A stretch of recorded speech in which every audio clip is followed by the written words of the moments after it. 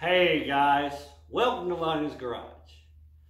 As you can tell by the title of this video, you know what we're about to do. But you're probably thinking, he just wanted to go ahead and put Ultimate LS Standalone Harness in the title just to get some clicks. Well, true, but not true. In this video, I'm going to go into deep detail as to how to do these standalone harnesses. I've done a previous series on a standalone harness, but this time I've learned a little bit more, so we're going to try to dive into it without recording the whole, every little detail. I'm going to give you all the ins and outs. Hopefully you'll be able to take something away from this. My main goal from this video is to teach somebody something or inspire somebody. Don't be scared. Jump in there and do it. And if you are scared, go ahead and watch the video anyhow. But at the end of the day, you can walk away with a little bit more understanding of what goes into the work, why people have to charge what they charge for a standalone harness or for a complete custom harness. But I'm going to give a really big shout out because everything that I'm doing on this harness, I'm basically following a guide. If you'll see the screen behind me, that's lt1swap.com. The guy has tons of information on it. So he's already done the homework for you, give or take. You still need to know a few things about wiring, a few things about relays. But if you don't, I've got that covered in this video also. So, get your popcorn, get your LS wiring harness, get all the supplies you think you're going to need, and then run back to the store and get more. But no, for real. I hope you guys enjoy this video. If you're not a subscriber, I asked, go ahead and subscribe. That way you don't miss anything that I do upload. If you are a subscriber, turn on the notifications. That way you'll know when I upload. If you like the video, give it a thumbs up. But if you don't, leave me a comment and let me know what I could have done different. So with that being said, guys, we're going to jump right into this project and try to get this harness pretty well knocked out. Now the other thing I'm not going to do on this harness right now, I'm not going to put the loom on it. I mean, if you're going to mess with a harness, surely you know how to put wire loom on a harness. But with that being said, guys, let's get to it. God bless each and every one of you. I wish you the best of luck on your project. Alright, as you can see, we've got it all just bundled up here on the table. Your harness, this is just a stock harness that's pulled off of a truck if it's done the right way. You take the whole computer, the computer over there, and you also take the stock fuse panel. On the other side of this is where all your fuses would be. This is the under the hood. You're going to remove this plug. All you have to do is take your 7mm, unscrew it, and you'll lift it out of there. You'll also have your stock computer that's going to be with it. This is a red and blue plug, 7mm bolts. You'll take those, unplug it from your computer, and set your computer to the side. Now what we're fixing to do is, the first thing that I do when I'm doing the harness, we're going to strip every bit of this loom off of here. The way I see it, if you're going to rework a harness, take everything out of it that you're not going to use. To me, that's the right way to do it. Don't go through here clipping wires and taping them up and just throwing them back in the harness. That's being lazy and sloppy. So what we're going to do is get all the loom off of this, all the tape off of it. We're going to just pull this out right here. You will not have this big old box here. You're not going to have this wire right here, none of this. You'll have this is your harness, and you'll have these plugs right here. So let me get all that off and we'll come back. Alright, after you've already got all your loom pretty much off of your harness, next we're going to move to depinning the PCM plugs. You'll start out by removing the covers. As you'll see, I've already removed these. This one came off of the back side over here that covers up the back of the wires. That's what it'll look like when it's all together. That's what it'll look like whenever you got it taken off. You'll go to lt1swap.com. Go to wire harness information. You'll find the year of your vehicle. You know, select that, and it's going to give you the PCM pinout for it. That's what you're going to go by for all the wires that's going into here. It'll show you, I don't know if you can see real well, but yeah, there you go. See all those numbers, 17, 18, 19, 20 up at the top, and then 57, 58, you know, stuff like that down the bottom. All of these are all numbered. You'll follow that pinout chart, and it'll tell you what wires do what and which ones need to be removed. So I'll put a link to that website in the video's description. But let's start getting these ready to be removed. I've got to take that one off, but we'll work on the red one after we do the blue one. Alright guys, I'm going to try to do this the best I can here. When you go to the lt1swap.com and you've got your pinout for your PCM, you know, your harness, I've already showed you there are numbers that are labeled across these through here, all through it. What you're going to do is you're going to start following that chart. The chart shows that if it's highlighted yellow, you can remove that wire. So we're going to start removing a few of these, and I'm going to show you how to remove it. I'm working on a 99 to 02 harness, so that's what I clicked on to get my pin out.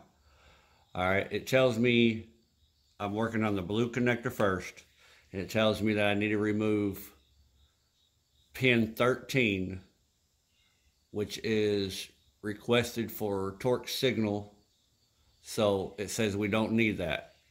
So what we'll do is go through here. We're going to find,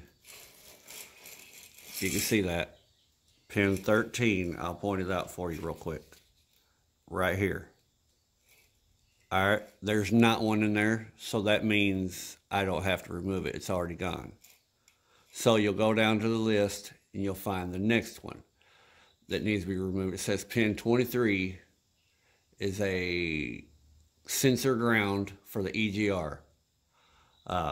Now doing this step that I'm doing, it's going to be, you will have no emissions on it. So if that pertains to you, if you have to have emissions, look on there. There's other ways you can do these harnesses also. It tells you, but we're going to remove pin 23. It says it's going to be a purple wire, so we'll go find pin 23 right there. So that is a purple wire. So what we're going to do, we're going to get this wire, get it by itself. That's right there. Now we're going to flip it over. What I like to do is keep my hand on the wire. Flip it over, and if you see that one wiggling right there, now look, I'm pushing it out. That way I know that's the one I need. Some folks cut the tip off of these, but to each their own. You could cut the tip off and just pull the wire through, but you'll see when you push it in, this is a little tab holding that pin in. You see it right there? I've got it bent down. All I do is just take this tab, bend it forward, just like that. And then I grab that wire, and I just pull it right back out. What that allows that to do, you'll see I'll flip it over. That tang there is holding that pin from coming back out. So once you got that through there, keep your hand on that purple wire, and you just pull it right back through. And then there you go. That wire is now out of your PCM plug. So you're gonna, after you get all these removed, you're gonna trace down every wire that you've pulled out, and you're gonna eliminate where that wire goes to. It'll be a plug, but that's how I do it. to me, that's building a standalone harness, thinning it out, make it look professional. We'll do another one. It says pin 25. The color is tan, and it says it's a H2O or HO2 signal low, bank 2. So I'm not going to need that bank 2, so we'll find pin 25. If you go over, there's pin 25, and it is a tan wire. So we're going to remove that one. Again, got your wire isolated by itself here. What you're going to do is push through, and you know that's your wire. So grab the tang that's underneath of it right here. You're going to want to pull out on that tab. I've been saying tang, but tang, tab, whatever. You get the gist of it. Keep that pulled out. You go back over here, grab that wire, start pulling it back through. You're going to pull it out, just like that. That's what you're going to do for all these. Like I said, you need to go to lt1swap.com and get your pin out for your harness that you're working on. That way you know which ones need to be removed, which ones need to be kept. Now, we're going to go through here. We're going to get all these ones that I don't need inside of this plug removed. We'll get it, you know, pulled out of the plug here, and we'll come back. All right, guys, we got all the wires that need to be depinned from the blue PCM terminal. If you're doing it by the lt1swap.com site, these are all the wires that I've taken out of here. There's 13 wires that will be removed. Now we're going to start working on the red plug. So let me get all this removed and we'll come back. Alright guys, just for the sake of the video, I'm going to try something here, so please don't get mad at me, but we're going to do it this way. I'm going to try to go ahead. This is the red connector. I'm going to remove these wires, and we're going to do it, I guess, not live, but we'll do it while recording. If you want to skip forward, I'll put a pop-up showing what you can skip forward to get after this part. Anyhow, we're going to start going down the list. It says to remove pin 3. It's a fuel pump relay control, secondary. So you don't need that, so we'll find pin 3.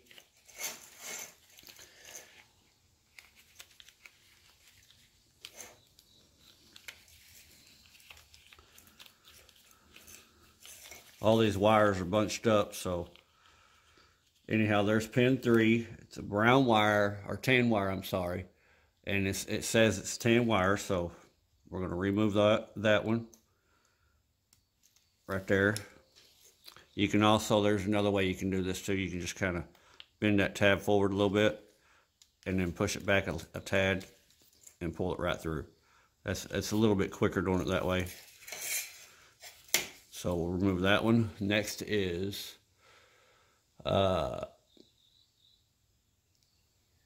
pin 5, delivered torque signal. So we'll remove that one. I do not have one in pin 5, so that's a good thing. Pin 7 says it's a red. It's an EGR solenoid supply. So that will be right here.